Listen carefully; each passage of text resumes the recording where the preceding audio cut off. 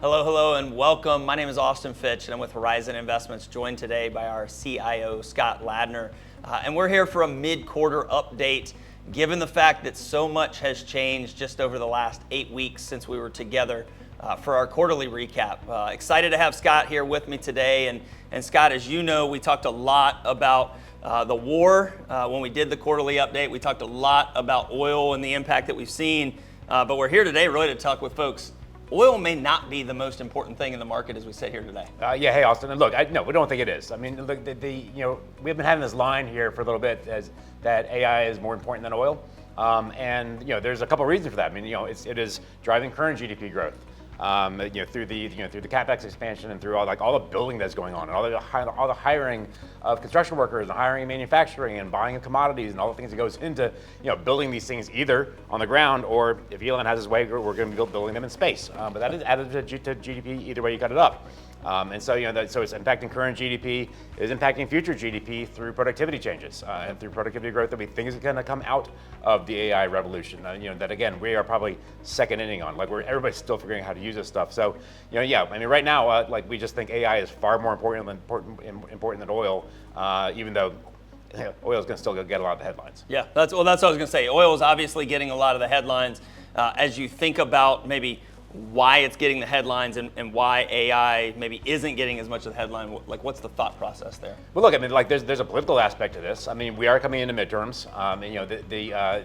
The war is a big deal, and I'm not saying the war doesn't matter at all. I mean, the war certainly matters some. I'm just talking about it in terms of the market impact, in terms of economic impact. The price of oil is just, it's basically on a declining trajectory in terms of importance, and the AI stuff is on basically an ascending trajectory with respect to its importance. And so, I mean, yeah, look, like we are still going to continue to get Hormuz-related headlines because that's what headlines like to do. But if we're really kind of like pulling back a little bit and figuring out like what's going to drive markets, what's going to drive the economy over the next, really 6 to 12 months, we just think AI is going to be a much bigger deal. Yeah, and as we talk about kind of the future state and why AI is important, we've talked a lot about business formation, and I think AI has obviously a much bigger impact there, given the fact that we've got a service-based economy, not as much industrial production these days.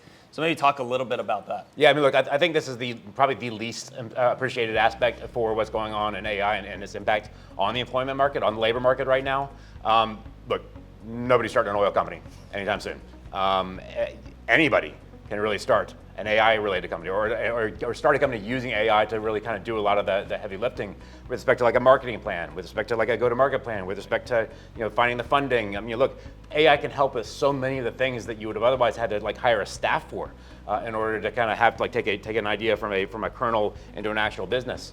And so that the business formation aspect for AI we think is going to be incredibly powerful for the labor market, and probably again, like as I said a second ago, the least appreciated aspect for AI's impact on the labor market. Yeah, maybe last question, and one thing that we've heard a lot about is the limiting factor of AI. Maybe is the energy that is going to be needed to allow us to really see that AI infrastructure take place. Like, what's the thought there? What does that look like? Is oil involved? Is it more solar? Or are there other forms of energy? What does that look like? Yeah, look, I mean, I think that is, as we know today, energy and sort of energy consumption is, along with compute power, sort of the bottlenecks for the AI stuff.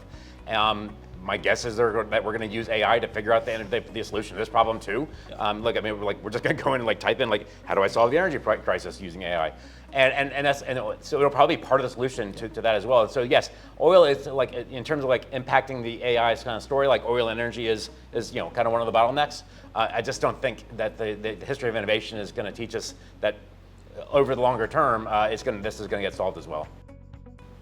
All right, Scott, so we've talked a lot about kind of the AI component, the oil component, but now let's kind of dive into strategy. And as we look at some of the products and strategies that we have here at Horizon, infrastructure is a critical component, and being able to play in that space is something that we think is extremely important going forward. Yeah, look, and I think really you need to do it from an active standpoint. I mean, like you need to be able to see what these trends are, and not only the trends are, but kind of like where are they going? Like what is going to be the next thing? Like, look, frankly, the space thing might impact like what sort of infrastructure plays you might want to do. Yep. It may have no impact on it at all. We don't really know yet. But that is going to end up being a judgment call and sort of an active call. And so like understanding like what are the needs and just, like what are the needs for like basically having AI diffuse throughout the economy, and that contains a lot of different sort of things. Like it's got to be able to be, you have to be, have to have access to compute, got to have access to the power, got to have access to sort of this distribution network. Like all of those things are mattering, and so like figuring out the right infrastructure investments that are going to be aligned with the sort of this coming wave of diffusion of the technology throughout the economy is going to be of critical importance, we think. And Scott, we've talked a lot, when we think about infrastructure, it's maybe a little bit different than historically how you've thought about infrastructure from a market standpoint. Historically, infrastructure has been heavy in utilities and areas of the marketplace like that. We don't necessarily focus as much in the utility space as we do some of the other places you're talking about. Yeah, look, I mean, communication services, like the again, how is AI going to diffuse through the economy? Like answering that question, I think is going to end up being the right way to think about infrastructure plays on more of a medium-term basis. Yep. And utilities are going to have some aspect of that, but you probably want to focus more on the electric side rather than some of the other kind of more regulated guys. Look, there are a lot of, we probably don't have enough time to sort of dive into the nuances of all this stuff, but yes, look, the point is, I think you want an active strategy for this. You want something that is forward-looking and something that is aligned with that sort of the AI diffusion theme that we think is going to be really an important investment theme for the next 5 years. Yeah. Awesome.